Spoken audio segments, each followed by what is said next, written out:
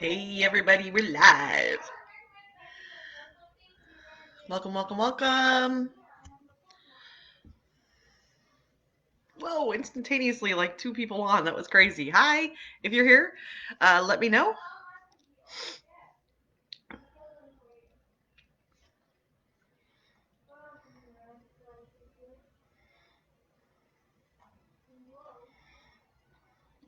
Hey Kathy, how are you? Good to see you. Hi Amy. Hi Donna. God, you guys are all like antsy to go. Hi Connie, thank you. I just took my hair out of the scrunchie. I'm trying a new thing with my hair.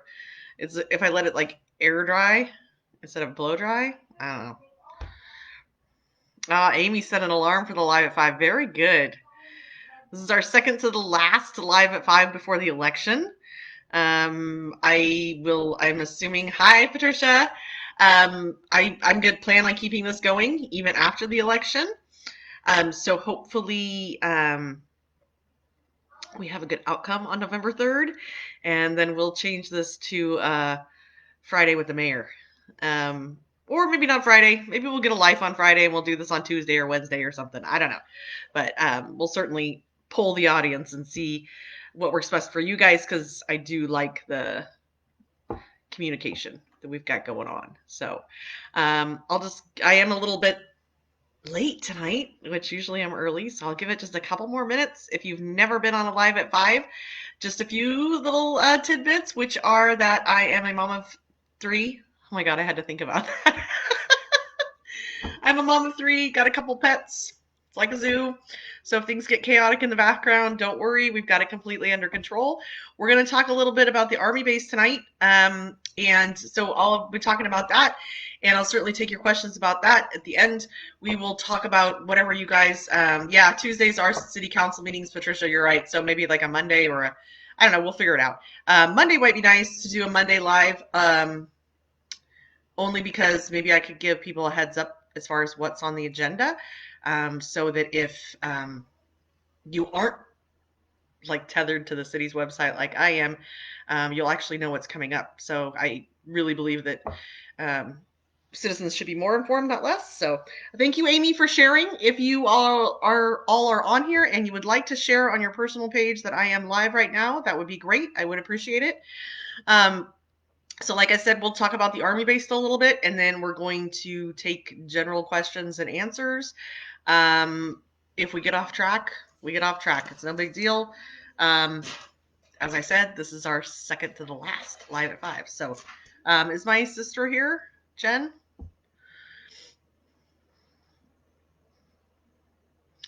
Hopefully she gets on, because there are some links that I wanted to share in the comments. So that's okay. Hopefully she'll jump on at some point. So how's everybody doing? Everybody doing well? I am doing great. Got some great stats in from the registrar of voters, and the good news is that over 50% of you have already voted. So yay, good job, everybody. You're doing it, and I'm proud. Those of you who, hi, Betty. How are you doing? Hi, Mom. For those of you who haven't voted yet, don't worry. There's still time for you to return that envelope either in person at the River Delta Unified School District office, which is 445 Montezuma Street, or you can hold on to it till the 28th, where the drive-through drop-off will be open at half spate on the 28th, 29th, 30th. I gotta look at the calendar. Hold on. They're all, I believe they're not gonna do it on the Saturday on Halloween or the 1st, which is Sunday. I don't think they're doing it Saturday and Sunday, but then again on the 2nd and the 3rd. Or on the 3rd, you can go to your polling place, which for those of us in core, your polling place is 45 Main Street, which is the community center. And for those of you in Trilogy, it is the Delta Club. Also, those of you in Liberty, it is the Delta Club. I did a little research on that. I did get a message last night from one of our friends who is volunteering to work the polling stations with the registrar of voters, and they actually are coming up a little bit shorthanded as far as volunteers go, especially for the drive-through. So If you are interested in helping out on election day or the 4 days prior, especially for the drive up opportunity at Half Spate, please get onto Solano County Registrar of Voters website. There's a tab there that you can click the button and you can volunteer.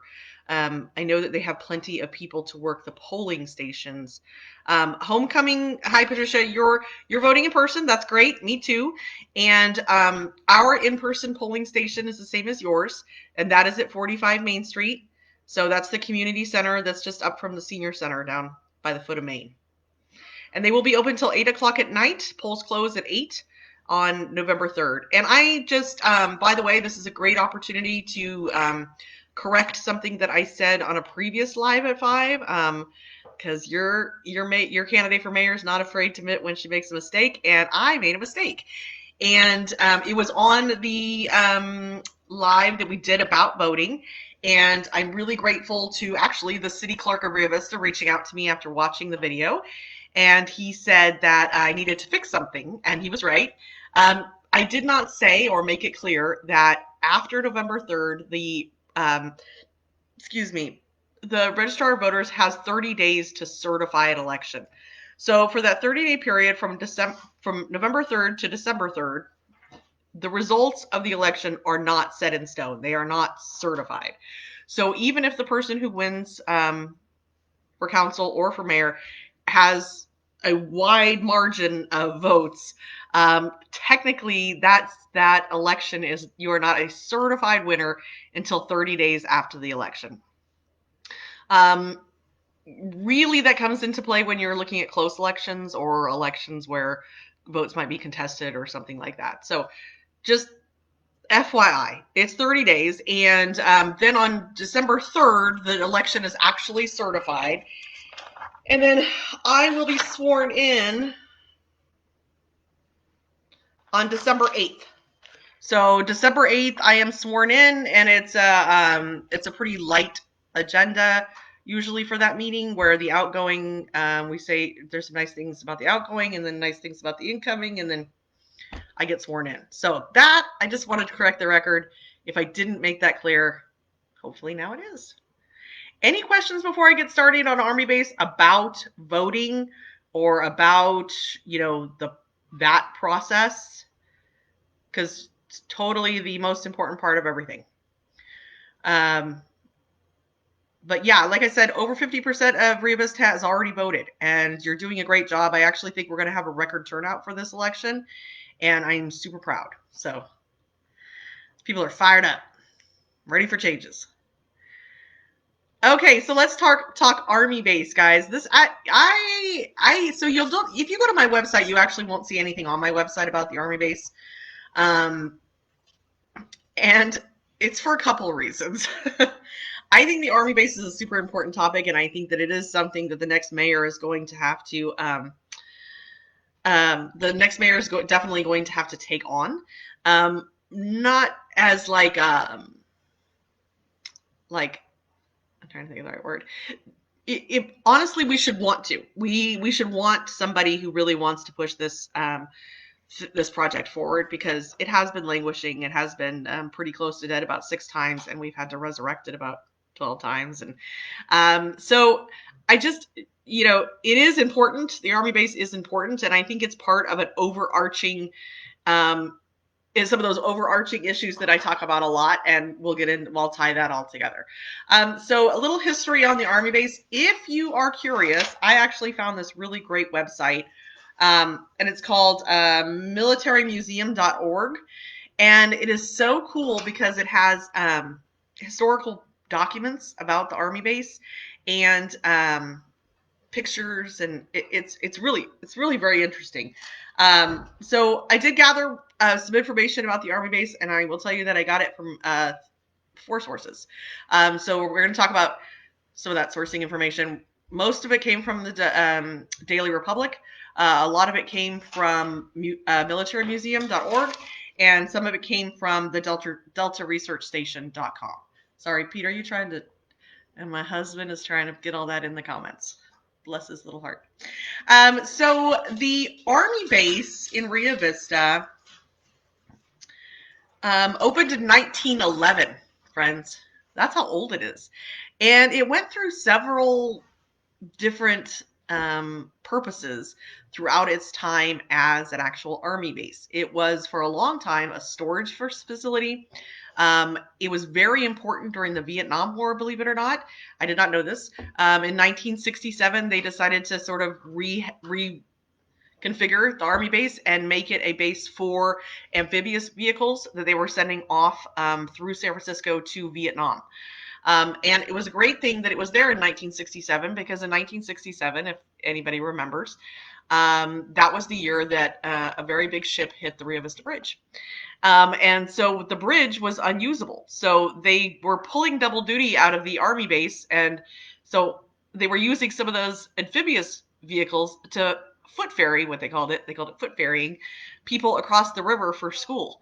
So you'd get on one side and they'd truck you over to the other side. Pretty cool. I thought that was such a great story.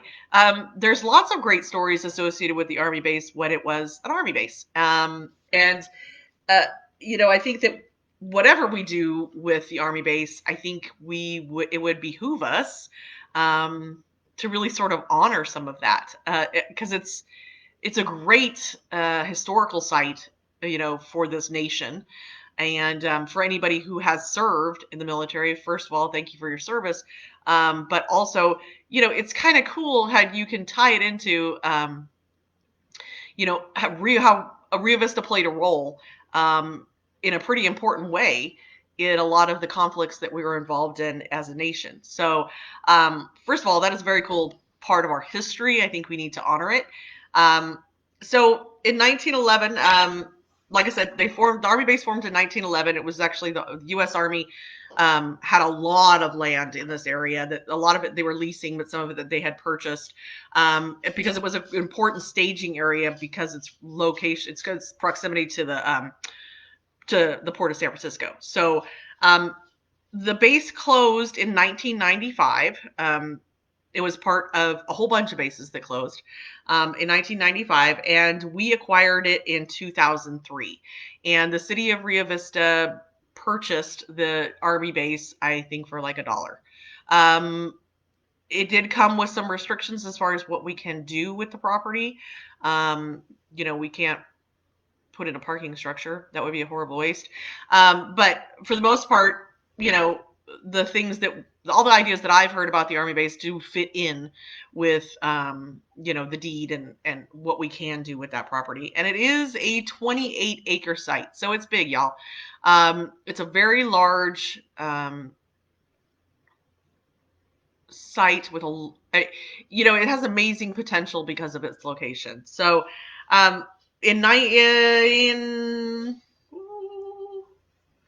So shortly after it became ours in 2003, we entered into a memorandum of understanding with the California Department of Water Resources to create a Rio Vista Estuarine research facility. You're going to find information about that in the link that Pete posted, which is deltaresearchstation.com.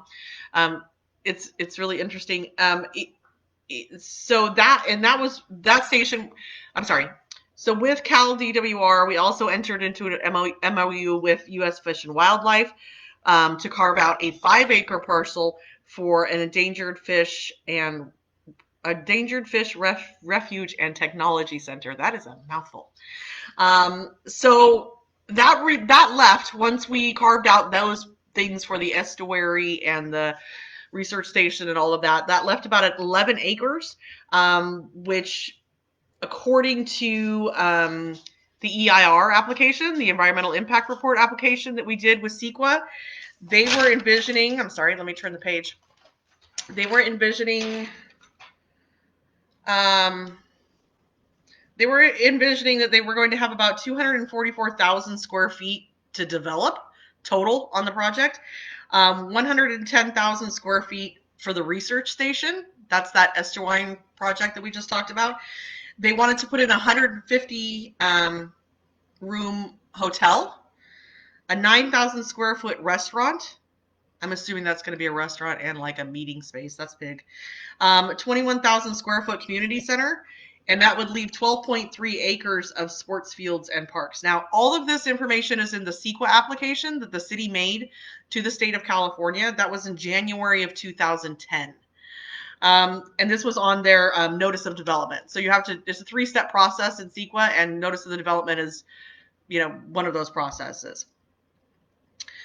So after that, in 2011, January of 2011, the well runs dry on information. After we did the work to get the EIR done and CEQA and get all that process started, which is a very lengthy process and very, it takes a long time because they have to notify all interested parties, which is a very long list of people. So the EIR, the Environmental Impact Report, was completed in February of 2017, so about 3 years ago. And the process officially began in 2014. So between 2011, when we did the notice of development, there were 3 years of doing nothing, and then something was happening, but and then 2014, the actual process of notifying and holding public hearings happened, and then the EIR was completed February of 2017. So, which is the longest, hardest part of the process, that's for sure. So you're going to find information on the Delta Research Station, which is that carve out. And you can link over to CEQA reports from there. You could link over to the Notice of Development. All that stuff is available online. So what's not available online anywhere is anything about what's happening now. So I went to the city's website. Friends, don't do it. Don't do it. I've been telling you. I went to the city's website because I thought, well, this is, a huge city asset, right? This is potentially, this could be, honestly, it could be amazing. In 2013, there was an article in the Daily Republic that was amazing. Our former mayor, Eddie Woodruff, who was actually the chair of the Army Base Steering Committee at the time, it was a great article about, rebranding the Army Base, calling it something new, which I think we desperately need to do. And they were pumped. I don't know what happened. I don't know what happened. But so anyway, so if you go to the city's website, you're going to see that you actually have to enter into the little search box, Army Base Steering Committee. That's what I did. And it did bring up their last, what I think is the last agenda for the Army Base Steering Committee. And that was from February of 2020. And before that, there was nothing since November of 2019. So maybe they're meeting quarterly. I don't know. Their meetings are held on a Monday at 3:00 in the afternoon, near as I can tell. But I don't know. They don't report to the steering committee is set up a little differently than your normal committee or commission. They can have lifetime appointments, and they do. And there doesn't appear to be any requirement for them to report to city council or any other entity for that matter. They're kind of doing their own thing, which is okay. But if you want citizens to get excited about the Army base, if you want Rio Vision to get excited about the Army base, it's going to take, as I say a lot, about a lot of projects in this town. It can't be one person. As much as I would like to say that, one person can do it all, I have learned through my life, I'm sure you guys have too, when you're taking on a big project, it's so much easier when you have help. I think former Mayor Janvik, who is the chair now of the Army Base Steering Committee, honestly, I feel sort of bad because I feel like she's a one-person operation. I think she actually does have people on the committee now who are fired up, but maybe there hasn't been enough. Maybe she needs more support. Hi, Robin. Maybe she needs more support from the city itself. to help drive some of these processes. Maybe she needs more support from staff. Maybe she needs city council, a city council representative to the committee, to not only report back to city council, but to, help sort of drive that process. I would love I would love to have an estuary fish thing, science center sorry, it's a lot of words, so I just said thing. I would love to have one of those I think it's a great opportunity. I could totally envision our kids taking field trips there, and I think it could be awesome. I think it could draw jobs. I think it could draw tourism. I think it could be incredible. The problem is that the DWR and Bureau of Land Management and all the entities that would be involved in that project have no interest in moving the project forward or have no money to do it. So we're sort of at a standstill with that portion of the project. But that doesn't mean that the other portions can't push forward. We've done some of the hard work already, it looks like. It looks like we've done a CEQA, we've done an EIR. Hopefully it's not out of date now and we don't have to start all over. But it looks like we have done some of that work. So what we need to do now is really work with a developer who finds the project attractive. And again, this is a marketing piece. We're really going to have to market that as a city asset and market the potential. Somebody who wants to come in here and develop it. And that's going to take a lot of citizen input as far as what we want to see out there. I don't think one person can decide, nor should one person decide what should be out there. Hi, Amber. So it is going to take a little bit of committeeing, and my competitor likes to call that bureaucracy. I call it transparency. So, that's really, I think, what is fundamentally missing from this project is not enough input. So if you're excited about the Army base, then I've got a job for you. And it's not that I'm not excited about the Army base. I am. I just think, like, overarching, the Army base is like the perfect example of all the things we're not quite doing right as a city. And that is, hi Jen, and that is, we're not involving enough citizens. We're not being transparent. Those meetings aren't held at a time when anybody can go other than retired people. Please don't take that as an insult, retired people. I love you. But if I wanted to go to that meeting, I couldn't. And that's Monday at 2:00. I'd have to move a lot of things around in order to go to that meeting. So, to get more input, we have to get more people at the meetings. We have to get more people fired up. We got to do a whole new marketing strategy on this Army base that starts with what Eddie Woodruff suggested back in 2013, which was we got to rename the thing. And we've got to brand it as something. And we really have to look at the amazing opportunity that it can present to our city for both jobs, tourism, and the public good. So that's kind of how that's, and I just wanted to touch on something real quick that I think it was Marianne. I don't think she's here, but I think Marianne said in my last live at 5 about talking about the Army base, that she was maybe it wasn't Marianne, maybe it was Patty. I don't know. That they were so surprised that in the candidate forum for city council people, the Army base came up. And I felt like a lot of the candidates were a little flat-footed on the Army base. Okay, actually, let me take that back. All the candidates were flat-footed on the Army base, and I think if it had come up in the mayoral debate, the mayor candidates would have been flat-footed too, because genuinely, it is a mystery. There isn't a lot of information on the website, and what is on the website is outdated by 5 years. There isn't, I had to go do a Google search. I had to read articles on Daily Republic that go way back, Time Machine. I had to go way back, and I had to go to like 16 different sites to find information about a 28-acre parcel that my city owns. That doesn't make any sense. So again, it's going back to that whole keeping citizens informed and keeping them as part of the process.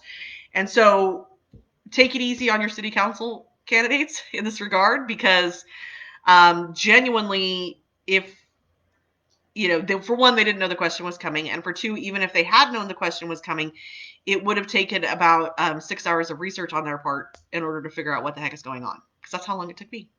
And I still don't know that I know what's going on. So, Yeah. I think probably the city council person that we have the most well versed in the Army base right now is Council Member Rick Dolk. And that is only because he kind of took it upon himself to get in there. And he is the representative from council to the Parks and Recreation Commission. And the Park and Recreation Commission, even since I was on there umpteen years ago, has been kind of trying to get their way in the Army base to kind of work collaboratively with the Army Base Steering Committee. I don't know that they've had a lot of success, but I know that with Rick on the council and being their representative, he has tried really hard to learn everything that he can about it and to really sort of be the expert on the issue as much as you can be. So yeah, that's pretty much it on the Army base. Other than to say that go to the military museum. What was it? Military. I don't want to say it wrong. Did Pete post it? Militarymuseum.org. It's great. I love it, but I like old timey things. So definitely go there. Definitely go to the Delta Research Station site because I think it's interesting what we're talking about doing out there, and I think it could be awesome. So, any questions about Army Base? Diet Coke, friends.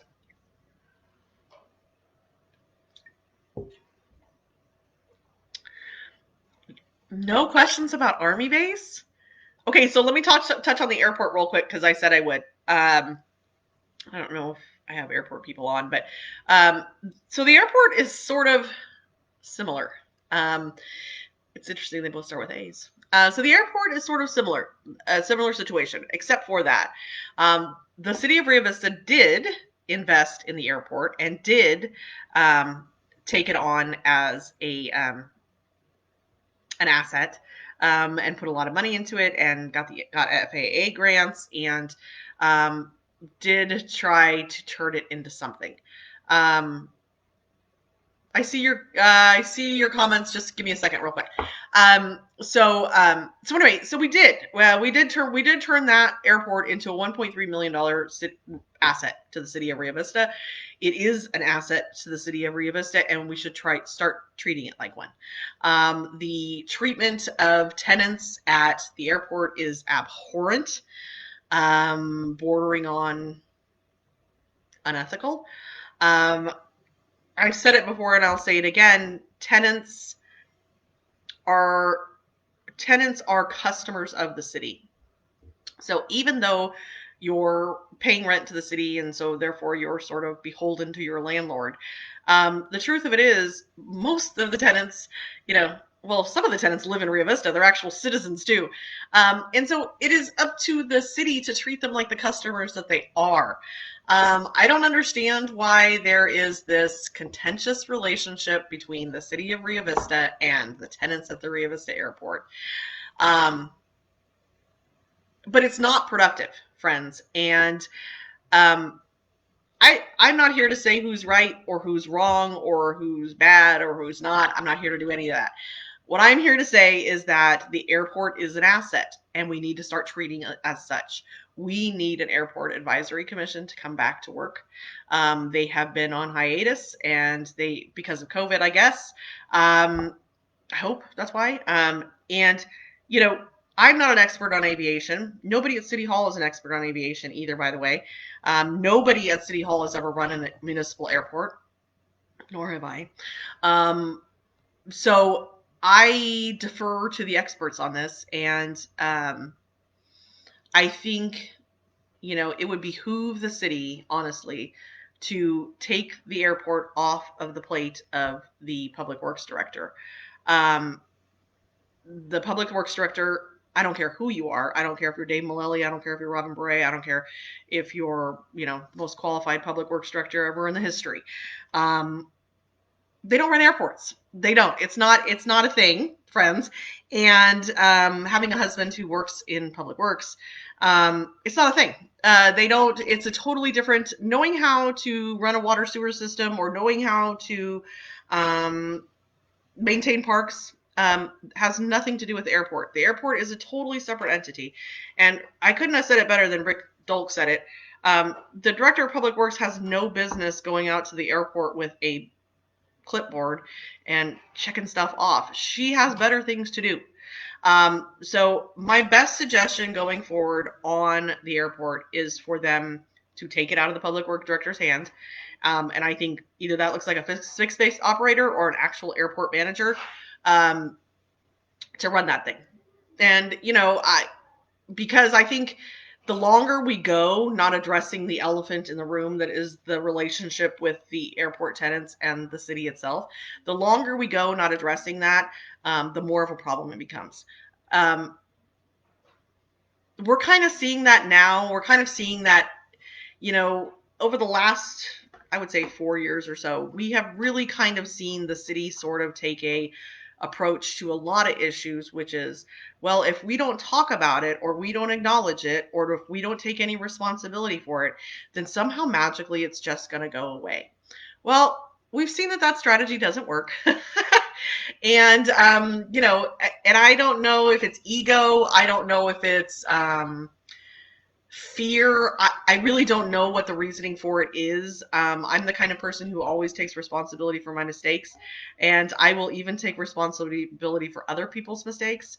And so, as a mayor, I think because you are representing the city in the public, I think it is important for the mayor to listen to concerns, to apologize for mistreatment, and to identify ways to move forward in a productive way. So that's kind of where I'm at with the airport, friends. Okay, I'm going to go back up real quick. Patricia says water is better. What does that mean, Patricia? Were you having water problems? Patricia, let me know. You said water is better, and I'm not sure what that's referring to. But I'd be happy to answer it. What other questions do you guys have? Don't let me off the hook too easy today. So I will be at Sidewalk Saturday tomorrow, which is kind of a, what is it? Is it an event? Okay, so it's a Chamber of Commerce thing. I want to call it a thing. Where I don't want to blow it up too big because COVID. But they are offering vendor space for free on the sidewalk. And a lot of these businesses are coming out to the sidewalk to sell things, or, the restaurants are there. And oh, okay. So anyway, I will be there. And I will be there with face masks because I have still a lot of face masks.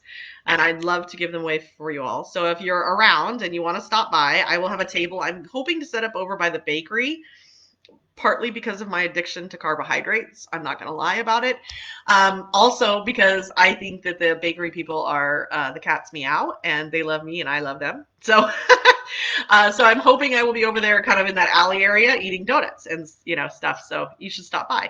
There might be donuts for you. You never know. I was drinking soda. This campaign, I've said it before, Patricia, this campaign runs on Diet Coke and bread. Basically, I've gained 185 pounds since we started. Yes, Amber, you can always ask a water sewer question. Please do. Thank you, Betty, for your thoughts on the airport. I really appreciate that. It's kind of, we're all just trying to avoid the conflict. I say let's get into the conflict, but the most important part about getting in the conflict is apologizing when we're wrong. And the city has struggled to do that pretty much about everything. Amber says, do you plan on repairing or replacing the beach sewer plant? So the beach sewer plant has to be decommissioned, Amber. We have been for the last, 10, 15 years, just slapping Band-Aids on a problem. But the state has told us that the beach plant has to be decommissioned. It's going to reach a point where we can no longer repair it enough to meet the standards that the state is asking us to as far as a sewer treatment plant. So we are essentially at this point throwing good money after bad. One of the big things that we're going to have to take on, and this is a can that has gotten kicked down the road for like the last 10 years. Nobody has been had enough chutzpah to take it on. Well, I have the chutzpah. We're gonna start the strategy. It isn't going to be an instantaneous shutdown. I've in all the research that I've done about decommissioning sewer treatment plants, sometimes it takes 20 years to decommission these things. It takes a long time, and it takes a lot. It's going to take a lot of money. So we're going to have to come up with a strategy. It's probably going to have to accompany a bond measure. I'm just keeping it real as a funding source. And so again, this is not Emily's going to do it, because Emily's not, there's not going to be one person running the city. So this is going to take, it's going to take a collaborative approach. Municipal engineers are going to have to be involved. Ratepayers are going to have to be involved. People who've already done a lot of the work on it, which, is oh my gosh, I can't think of the committee. The water. There is a committee, wastewater. I'm sorry, wastewater committee, and and existing staff is going to have to really kind of collaborate and come up with and identify a plan. We're probably going to have to use outside sources to help with that project, and it may be a 20-year plan, but we've got to get it done. We have to identify how we're going to do it, and then we have to set it in stone. And we're not going to deviate from the plan. We're going to keep on the plan. A lot of the reason why we're in what we're in right now is because former mayors deviated from the plan. And so not necessarily the plan on the beach plant, because there's never been a plan for that, but they definitely deviated from the plan a lot as far as your rate goes, the rate strategy. So, yeah, so we're going to do it. Amber says, thank goodness, I hope that the $1 million a month I pay for sewer is going to that project. It is not, friend. It is not. Your water sewer rate is actually not going to that project. It's going to enterprise funds. There are 2 enterprise funds. One is for the Northwest sewer treatment plant. One is for the beach plant. They are, last time I checked, over $2 million a piece. And this current administration has treated it kind of like a slush fund, where we can borrow from that if we need it. So we did need it for the business park. It was $1.2 million short, I think. And so we borrowed from the enterprise fund to help. No, not 1.2. My husband's shaking my head. I'm sorry. We borrowed from the municipal service fund for that. So we do tend to borrow from it. So currently what it's supposed to be using is, we are supposed to be using the enterprise funds to pay for sewer repairs on existing sewer lines, and updates. So those are capital improvement projects. Basically, they're about 90% done, I think. I looked at the map. Last time I looked at the map, that's what I could determine. When you've lived in core Rio Vista as long as I have, I don't know anybody who hasn't had a water main break in front of their house at some point. Ours, I'll never forget, on Christmas Day, we had a water main break in our front yard one time, and it was like Old Faithful. It was fantastic. And the fire truck came. My kids thought it was the best. So we have old clay, horrible, out-of-date pipes running through core Rio Vista. It's just is what it is. So those monies have been being used to improve those pipes, lay new pipes. You've seen a lot of construction going on in old Rio Vista, where they're digging up trenches and laying new pipes, and then they're sort of covering it over. That's why the roads are so bumpy. So yes, those are capital improvement projects that are paid for partly from the enterprise funds, which you are paying when you pay your $1 million water sewer bill. But like I said, that project's almost done. So, and the enterprise funds were never designed to have these enormous balances in it. Really, what the intention was is for it to be able to pay for the operating costs of the sewer treatment plants for 3 months. You can go back and watch my Live at 5. We did about water and sewer. We talked all about this. It was supposed to be like a 3-month reserve to pay to operate those things just in case. Well, obviously, we've gone way over that. So, yeah. But no, we're going to get that rate down. And again, I'm not going to say it's going to happen overnight. Like, it's not happening on December 8th when you swear me in. Your rate pay, your next bill will not be automatically lower. It is going to take a process, because we are dependent on that rate now as a city. Like any city, when you've had a rate that is the highest in the county for the last 10 years, you become dependent on that revenue stream. And so we've got to identify ways for us to get off the dependence. So this is, again, it's ironic too, because my competitor said basically that I was stupid and totally out of whack for talking about water sewer rates. And I noticed now it's on his webpage. So now he's going to lower water sewer rates too. So the ideas are working, friends, one way or the other. Betty Landy Davis says, I know I'm off topic, but I would like to know why our community has a problem with attracting doctors, etc. That's a great question, Betty. So to hear everybody else tell it, it's population. We haven't reached some magical population number where, a big outfit like Sutter or Kaiser or North Bay would want to come here because we don't have enough of our population who's using their services. Makes sense, right? They don't want to invest in what it would take to set up out here and then not have enough patients to take advantage of it. So I get it. It's a bottom line issue. However, I think I'm convinced there's a way, Betty. And maybe it's just my naivety and my hopefulness and that.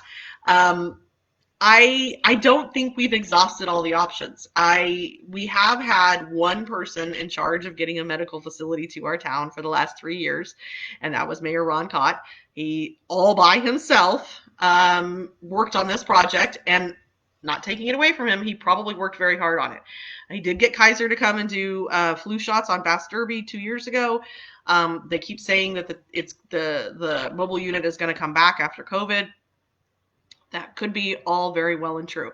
But that's not a permanent solution. So I think that probably somebody who knows better than me can identify a way to make this happen. And it may not look like Kaiser, and it may not look like North Bay or Sutter.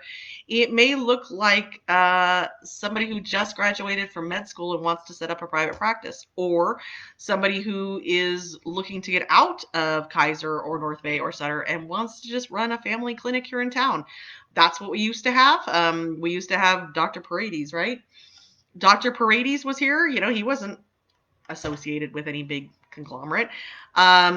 I think there's a way. I think there's grant opportunities available from the federal government. We aren't the only ones who are in a medical insurance desert, medical care desert. This is actually a phenomenon that's happening all over the country in rural communities. So, there are resources available on the state and federal level to help us, and we just got to figure out a way to take advantage of those. And it's going to take somebody who doesn't have to take all the credit for it and doesn't have to do a one-person operation. I think there's probably somebody who knows more about this than I do. And so I'm happy to defer to that person. I actually think our city manager would be great with this project because Mr. Hickey is very good about seeing projects down to the end, no matter what. He's very, very determined, and I actually think this would be a great project for him to take on. So one of the things that we're going to do as a council when we sit down at the beginning of the year and kind of come up with our plan, our agenda as a council for the year, is we're going to go around that table and we're going to get suggestions from the other council people and myself, because I'm equal to them. And we're going to talk about what we want to see happen in the next year. And I actually think that would be a great thing to identify, because I really think that we could, as a city, identify a strategy and get the right pieces in place probably by the end of the year in order to come up with a solution to that problem. So I appreciate the question. Thank you, Betty. I hope I answered it. Amber says, I hate that Liberty pays way less than Core Rio Vista. Do you plan on being the same price for sewer for all Rio Vista? Okay, Amber, hi. They're not paying less. So I actually don't know what their water bill is. I'm guessing it's similar to Trilogy. Which is less than what we pay here. But they pay it in a different way. So it's complicated and totally unnecessarily so. This is one of the things we talked about, I think last week, where part of this reducing water sewer rate thing has to be a conversation about how we simplify this for residents to understand, because it is ridiculously complicated for water and sewer. We're talking about poop, people. I certainly think we can probably kind of dumb down the strategy. So Trilogy residents, except for Village 1, and Liberty residents are paying a bond. They are paying off several bonds, actually. They're paying Melrose, they're paying bonds. Their property taxes are enormous in Liberty. And to some degree, Trilogy too. And a lot of that water sewer makeup, right? So we aren't paying a bond. So we don't have it on our property taxes, so we pay it a different way.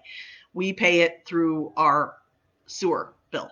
So that's why you see the difference. But really, when you take the bond out, or you put the bond in that they're paying and their Melrose and all that they pay out, Trilogy and Liberty both, they're actually paying just about the same. And if not, Liberty might actually be paying more. So again, this is unnecessarily complicated, friends. And a lot of that goes back to the Liberty bond. And is anybody from Liberty on, by the way? Say hi, besides Donna. The Liberty bonds and Melrose that they are paying are because we refinanced the bond that Trilogy was paying. So Trilogy's property taxes actually went down just a skosh, because Liberty is picking up the tab. Does that make sense? It's, again, ridiculously complicated. I hope that answers your question, Amber. But really, it's really a misnomer. It's a misnomer that Trilogy is paying less. They are, but they aren't. I hope that makes sense. My mom tells me all the time, you got to tell people, I'm paying a lot for this water sewer. I know, Mom.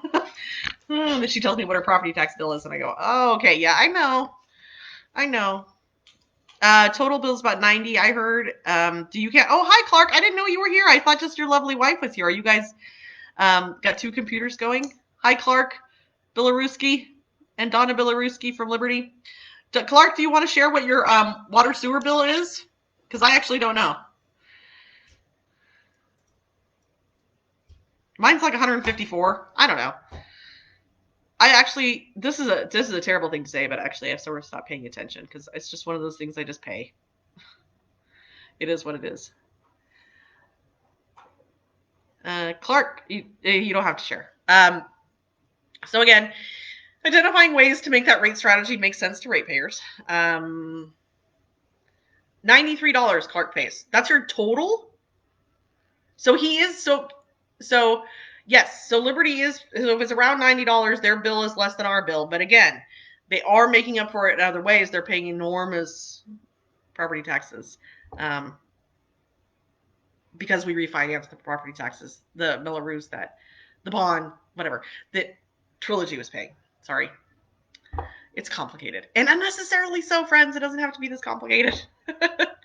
So if any candidate tells you, if anybody's sitting on there, yeah, I think mine's 160 something too. So if anybody is telling you, running for council right now, if anybody is telling you, hey, I'm going to lower water sewer rates and it's going to happen overnight, that's a lie. And I have never said that either. It is, listen, we have become dependent on the rate, right? So we have to identify a strategy to get us off the dependency of the rate. Once the capital improvement projects are done in core Rio Vista, which, yay, way to go, Public Works, proud of you. That was not an easy job, guys. That was a huge project. And man, they knocked it out. So once those stages are complete, which I think we're getting close, once those stages are complete, then I think it's time to start having the conversation about, okay, now what? So we've got these giant enterprise funds. Maybe the people want it back. I don't know. So we're going to talk about it. What other questions do you guys have? I am surprised that I'm not getting any questions about the Liberty Park tonight. You're so quiet. I found two more yard signs. If anybody needs them, I found two more. Um, don't ask me how I lost them, but I did. Uh, so tomorrow again, I will be at Sidewalk Saturday in downtown Riya Vista. I believe it starts at 10 o'clock. Starts at 10 o'clock, and I'm hoping to stake out the area next to the bakery so I can eat carbohydrates and drink Diet Coke. Um, and what else is coming up? Sunday, I will be walking maybe your neighborhood. I don't know. And we're going to try to schedule, if anybody's interested in, we're going to try to schedule a brunch, a brunch Zoom for next weekend. Maybe on Saturday. I got to check my schedule. If anybody's interested in that, it won't be like an invite only like Rio Vision does it. I'll just put the Zoom link on my website. So, because I trust y'all to behave yourselves. So if you'd like to have brunch with me, let's see, next Saturday is Halloween. Actually, let's do it next Sunday. So Sunday, November 1st, I'll just go ahead and put that out there. Sunday, November 1st, we'll have brunch with the candidate, and you can bring your snacks, and I'll be eating. And we'll do Zoom style so I can see your faces because I love your faces. Okay, let me go back. Amber Dawn said something. I'm sorry, Amber Duran Finland said something about code enforcement. So great question, Amber. We do have code enforcement in Rio Vista. However, it's a tricky thing. So we used to not have any code enforcement at all. And then thank goodness at some point the city decided we needed code enforcement. And so we created a part-time position within the police department to do code enforcement, which is great. And they do have some kind of, they have like I don't know what their schedule is as far as, actually going out and citing people for code enforcement infractions, or if they just wait for people to report them. I know that the Rio Vista Police Department did a operation within Homecoming. What was it, a couple of months ago, which was great. And I think honestly, they should probably do that in every neighborhood and just circle the wagons around. So I don't believe that as a city we have an effective strategy for code enforcement. And part of that is because we don't really have any, like the actual penalty for breaking municipal code is not great. And the penalties honestly have to be pretty stringent in order to keep people from just doing it over and over and over again. A great example of this is people who park their broke down cars on the street and just move them 2 inches, and then come on, that's not a thing. So I don't know that we have like the enforcement arm of the code enforcement team, and I almost think it warrants a full-time person, to be honest with you, because I think that not only is code enforcement a great revenue stream for the city, believe it or not, but honestly, in the long-term strategy, it does help in every other way. If we're going to market ourselves as a tourist destination or a great place for working families to come, we've got to identify the issues that are the blighted issues in our community. My competitor likes to say that he's solved the blight problem, basically, but he clearly has not driven around Rio Vista very much. So there is blight in every single neighborhood except for Trilogy in this community. And somebody might even get on here and argue with me that there's some in Trilogy as well. So even Liberty, which is brand new, has some blight. So, we need to take it seriously as a thing. And I think we've come a long way in doing that, but I think we still have a long way to go. It probably, I hate to say this, but it probably shouldn't be under the police department. Or if it is, then we need an actual code enforcement officer who works full time, and for whom that is their only job. So, it used to be under the planning department. Obviously that didn't work. So yeah, I think we need to identify a strategy. There absolutely should be a blighted properties report coming to city council every month. Because that is one of the things that, I found so frustrating when I was on planning commission is we were supposed to be getting a blighted properties report and we were supposed to get updates. It very rarely happened. And so, honestly, genuinely, it's not up to every city council person and or mayor to go walk or drive around every single neighborhood in Rio Vista to identify blight. We have staff for that. So but it's council. It needs to be communicated to council, and because it does give council an overall picture of what's going on in the community, and identifying strategies for abating code enforcement issues, and you know, making an actual, you know, punishment that hurts a little bit, so that doesn't continue. Those are, I think, good strategies to start employing as a city. I hope that answers your question. Donna said, can we ask about the park or talk about the Liberty Park? Yes, you totally can. Amber says, we love our sign. Thank you. That you might not want to talk about the park, so I'm not asking. No. I'm fine talking about the park. I actually I anticipated, Donna, that I was going to have a million Liberty people on here asking me about the park, so I was ready. Clark said, Emily, thank you for sharing the groundbreaking on Nextdoor. I appreciate our neighbors from across the city and their support in the comments. Is Sunday Chime Change today? I don't know, Mom. Patricia says, don't get me started on code enforcement. The penalty they pay would be income for the city. That's right. Drive down my street. Yes, I walked your neighborhood, Patricia. I feel you. We got some challenge out there, no doubt about it. So let's talk about the Liberty Park. Do we want to talk about the Liberty Park? I don't have to. It's controversial. I mean, it's not controversial as far as I'm concerned. So, just for those of you who didn't know, there was a city council meeting this Tuesday. I was shocked, frankly, that they had a city council meeting, especially since they had one of their employees test positive for COVID. 3 of our city council people and our city manager are considered in the high risk category for COVID-19. They are well over 65 and have pre-existing conditions, as far as I know.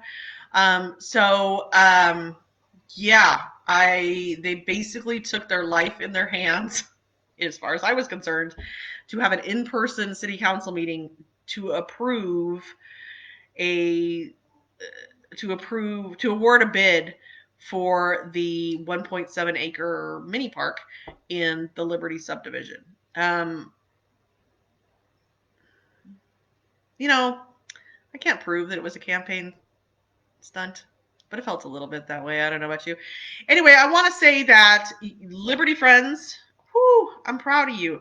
You were so engaged, and you're walking out there and talking to you all, and messages and phones calls and all that stuff.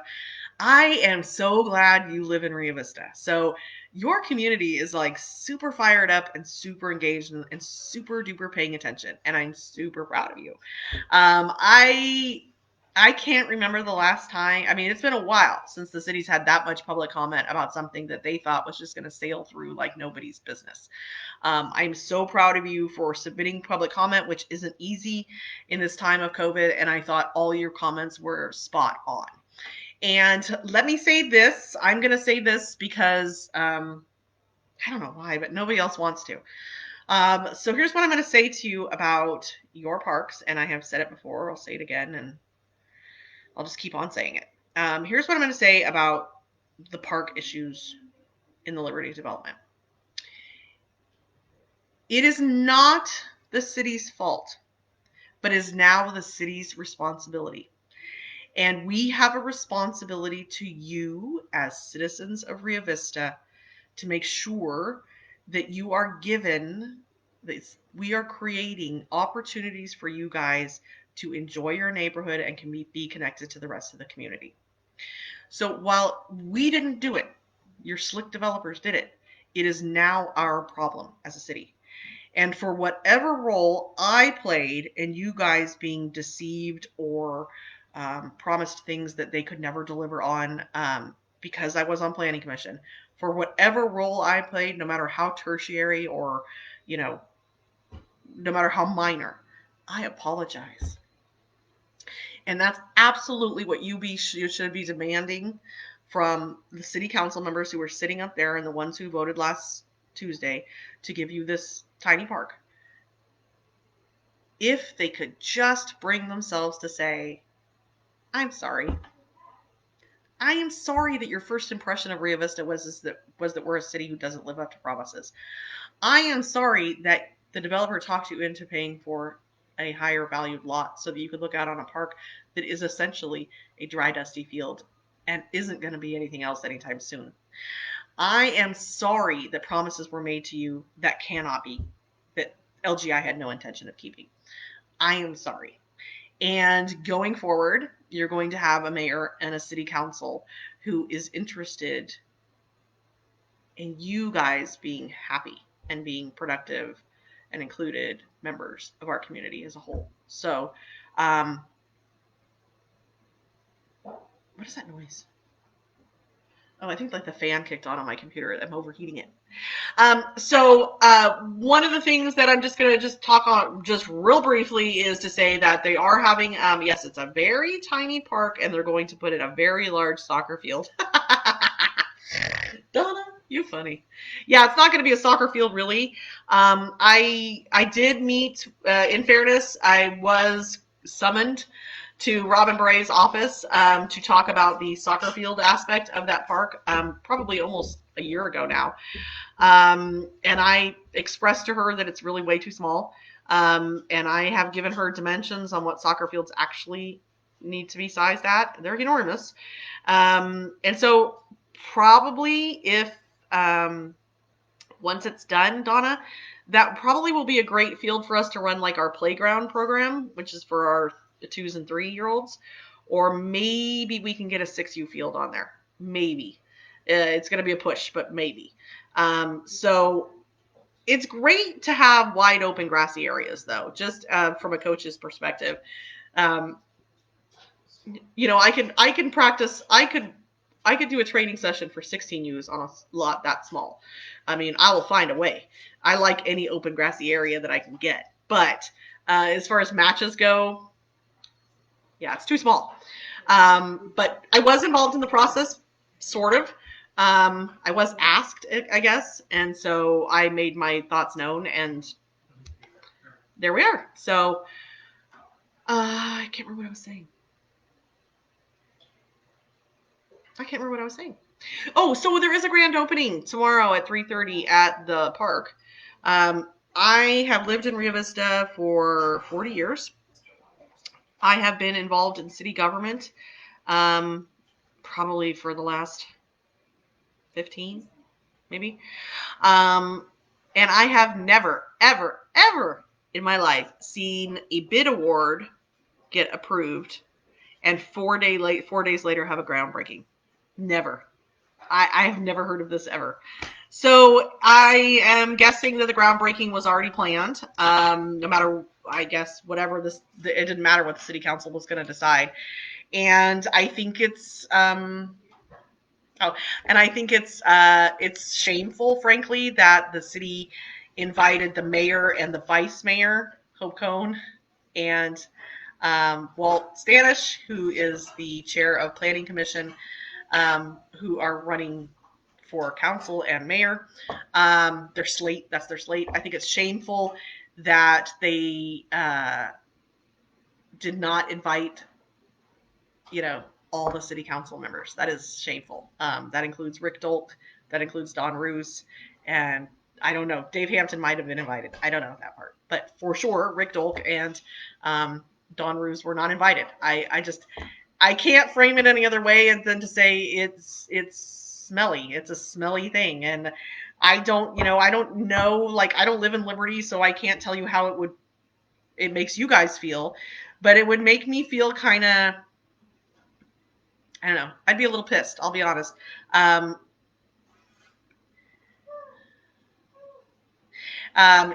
if, I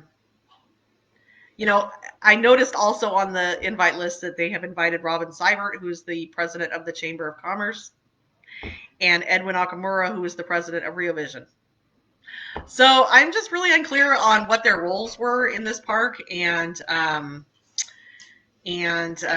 why that list of invitees when they are all Mayor Cott and Mayor Cott supporters. I don't know. I'm just telling you, it feels kind of campaigny to me. But anyway, I won't be there. I will be with you in spirit, friends. And if you know, if you'd like to, if you're going to attend, I'm glad you should. I know when we had the groundbreaking for the skateboard park over here, and oh, by the way, I was invited to that one. When we had the the skateboard park over here, and we did the groundbreaking, it was actually really emotional. So it was for the people who work on the project and who have lived it, like Robin Bore, who have lived it probably for the last year or so, getting this ready to go. It is kind of emotional. It is kind of a nice moment for her to see this project moving forward. So, Clark says, "Got to go back to work." Yeah, I've been meaning to talk to you. Got to go back to work. The current park mishandling isn't on you, even if the seeds planted years ago set this up in an indirect way. Appreciate your leadership and integrity. Thank you, Clark. I appreciate it so much. So what else, guys? I'm not eating tacos tonight because I think my kids have tried to ban tacos.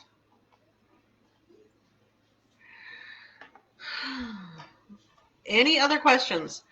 If you haven't voted yet, if you're one of the people who I haven't voted yet, by the way, I'll raise my hand because I vote in person. If you haven't voted yet and you're planning on voting by mail, go ahead and drop that off, actually. I'm just going to say maybe not so much on the mail right now. Well, I don't know. What are we at? The 23rd? Yeah, you're probably still okay to put it in the mail.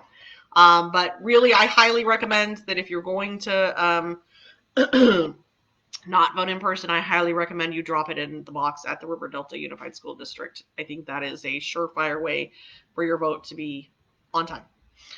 They do pick up out of that box every day. So Amy voted. Yay, Amy! Did Amanda vote too? Look at me. I'm like, because otherwise she's getting a call from me. And Anthony? So yeah, I highly recommend dropping your ballot off. I don't. It's not that I don't trust the postal service, but it's weird here in town. Like we were doing so great on the mail, and then all of a sudden my mail's not coming until 9 o'clock at night, and sometimes not even at all. So it's like I don't know. It's not anybody's fault. I'm not blaming the postal service at all. Those are hardworking men and women, and kudos to them. I mean, they have a job that I would never want. I think there's something else at play there, and I don't know what it is. And I'm not trying to blame anybody for anything, but I personally would prefer y'all to go drop it in the box. They are picking it up every day, and if you're using ballot tracks, which I highly recommend, you will know that pretty much the day after you drop off your ballot is processed. So, any other questions for me? So next Friday, I'll just give you some schedule updates. So tomorrow, first of all, we're starting tomorrow. Tomorrow I will be at Sidewalk Saturday, like I said, starting at 10 o'clock, and I know Anthony's in New Jersey, Amy, but that doesn't mean he can't vote. He still gets a ballot. He's in the service. Thank you for your service, Anthony.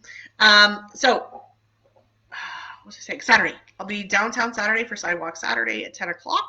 Please come see me and pick up a campaign mask. I'd love it if you guys would grab one and wear it around town. And then next Friday will be our final live at 5. Before the election. So we will, I don't know. I don't know what our topic's going to be, but we may just talk and have cocktails. I'll put out an announcement about that. And then we will do a brunch with the candidate on November 1st, which is a Sunday. And we'll probably schedule that for around 10 a.m. And it's bring your own brunch. I'm not cooking for you all. And we'll put it on Zoom and so I can actually see your faces. And please spread the word about that. I'd like to get anybody who would like to come, especially if they're undecided voters. And then November 3rd, y'all vote. And then we change the world. One little city at a time. So any other questions for me before I sign off and figure out what I'm feeding my kids? Make sure that you guys share this. You can also share the replay. It will be up on my Facebook page and available on YouTube. Nothing? You guys are so quiet tonight. I hope I answered all your questions, and I appreciate all of you that were on. If you have any questions that didn't come up tonight, you still like to ask me, you can email me at Emily@gophergollinger.com. I almost gave you the wrong email address. I'm tired. You can always text me and call me 209-224-1615. I will be, by the way, don't add that to your contact list because I think when I become mayor, I'm just going to get a new phone. And I'm going to get a phone that's like the mayor phone number. So don't add that to the contact list because it's going to change. But anyway, Emily right now is 209-224-1615. You can call me or text me anytime. If I don't answer, leave me a message. I did clean out my voicemail today because I had messages in there from like 3 years ago. It's like, why am I not getting voicemails anymore? Oh, because I was hoarding them. So yeah, you can call me, you can email me, you can shoot me a message on here, whatever you guys want to do. I'm available to you. Anything else before I sign off? So thanks, you guys. This has been a fun ride, and I will see you next Friday for the final.